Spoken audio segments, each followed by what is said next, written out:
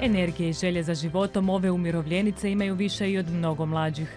Upravo zato odlučile su se priključiti projektu Izlazak umjetničke organizacije Arktik i stati na pozornicu kako bi se izrazile plesom i glumom. Kad sam vidjela da je ples, jedanput sam se sjetila kako zapravo si dugo želim plesati, kako nemamo prilike nigdje ništa sad ni vježbati, osim hodati po prirodi i rekao, javljam se. Sve se može, samo zapravo treba biti i volja, treba imati i nešto to u sebi, znate, voljeti ono što radi. Zato one s nestrpljenjem iščekuju probe. Gospođa Ružica aktivna je članica maksimirskih mažoretkinja, no ima i onih koji su nakon dugo vremena stali na pozornicu. Moja iskustva su iz osnovne škole, znači znate da sam ih imala jako davno. Tako da nisam imala iskustva na sceni, jesam plesala, znate, zabave, nekakve fešte i plešim u kuhinji nekad, eto, ali to je maksimum mojih iskustava. Scena znači iz osnovne škole. Žene su vrlo otvorene i vrlo su skoncentrirane na probe, prave radnice i ono što bi stvarno htjela pohvaliti, a to je njihova pojavnost na sceni. Doista se znaju ponašati i baš onako kao pravi izvođači stoje na dvije noge.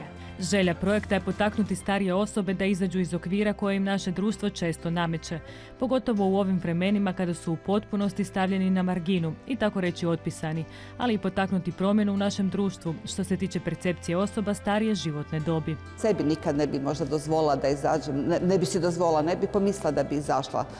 Ali sigurno se ne očekuje, društvo ne očekuje da stariji ljudi, možda pogotovo ne amateri, pogotovo ne neki koji su početnici skroz da krenu. Među 10 dama na pozornici našla se i koreografkinja i plesna pedagoginja Mirjana Price, koja ujedno slavi 50 godina rada. Zapravo mi je zanimljivo vidjeti ekipu koja je, s kojim entuzijazmom rade i to će mi biti jedan zanimljiv projekt, malo drugačiji od onog što sam do sada radila. Jer iako su u mirovini, one sigurno ne misle mirovati, a godine su u njihovu slučaju samo broj. Znate šta, najlakše je odustati od svega, pogotovo u ovim teškim vremenima, potres i ova epidemija koja nas je sve zatvorila. Osobno ja volim, kažem, to morate voliti. Znači, morate voliti pjesmu i ples da bi oni tako ljudi sudjelovali.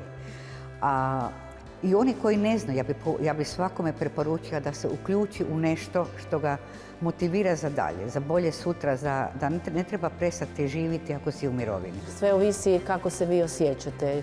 Ja znam, kad pređete nekakvu 60. godinu, a ja već imam puno više od 60. Onda ljudi vas smatraju, da li vas smatraju starim ili ne. Ja radim sa mladima, sa djecom, sa omladinom, sa mladim plesačima, tako da ja taj osjećaj da imam neke godine nemam.